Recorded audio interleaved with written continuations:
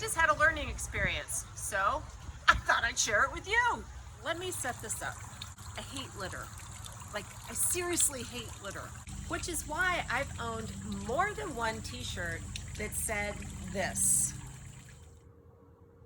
Don't Mess with Texas was the slogan for the most successful anti-littering campaign in Texas, dare I say, US history. Super cool, right? Because history is super cool. Yeah, this is not the point of this video. I'm not trying to give you a history lesson here. I want to instead impart a life lesson.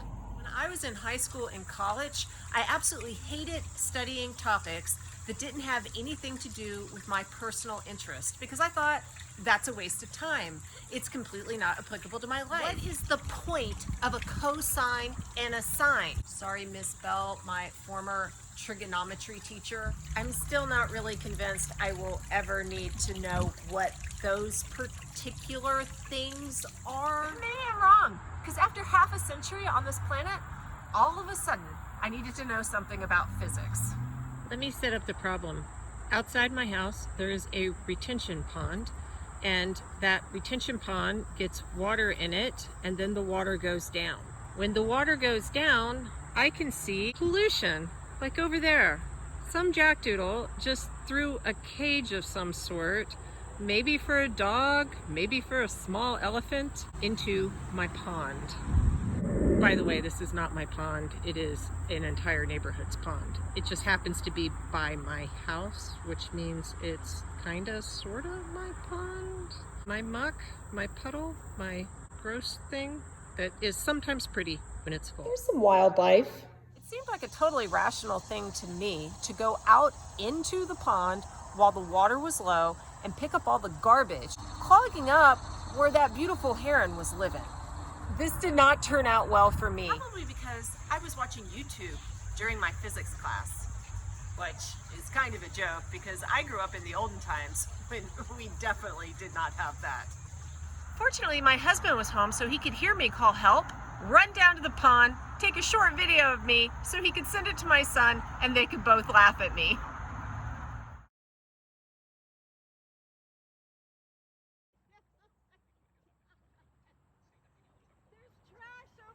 I got stuck in the mud. Seriously stuck in the mud. You can see me trying to pull out my boot, which was totally stuck in the mud after I was able to get my foot out of my boot while my other foot in my boot was absolutely stuck in the mud. In case you're wondering, my husband did not run down the hill, jump into the pond, and pull me out of the mud. But fortunately, he knew exactly what I needed so that I could rescue myself. My husband gave me 2 boards. I put them on top of the mud and they dispersed my weight, something that never would have occurred to me. All of this worked beautifully to get me out of the pond. Yay, science. Even so, the boards that I had were too narrow to disperse my weight far enough for me to get really out close to where I need it to be to get all of the trash. So a lot of it's still there. I learned something about physics, but if I look at the primary goals of my mission, this was really an abject failure. I did pick up 2 bottles, a potato chip bag, and an old tennis ball, but that was it. I would call it my personal Dunkirk, except for it went awry. And anyway, such a historic analogy would be about as accurate as saying what just happened in Afghanistan was in any way, shape, or form like Dunkirk. Oh no! Atticus! Atticus! The dog! He was about to sink in! I saved the dog. Success! The life lesson here is you don't know what you don't know until you know it, and you don't know what you need to know until you need it. And, well, you might as well just learn as much as you possibly can, so maybe someday it will be useful because, frankly, you can't anticipate the future.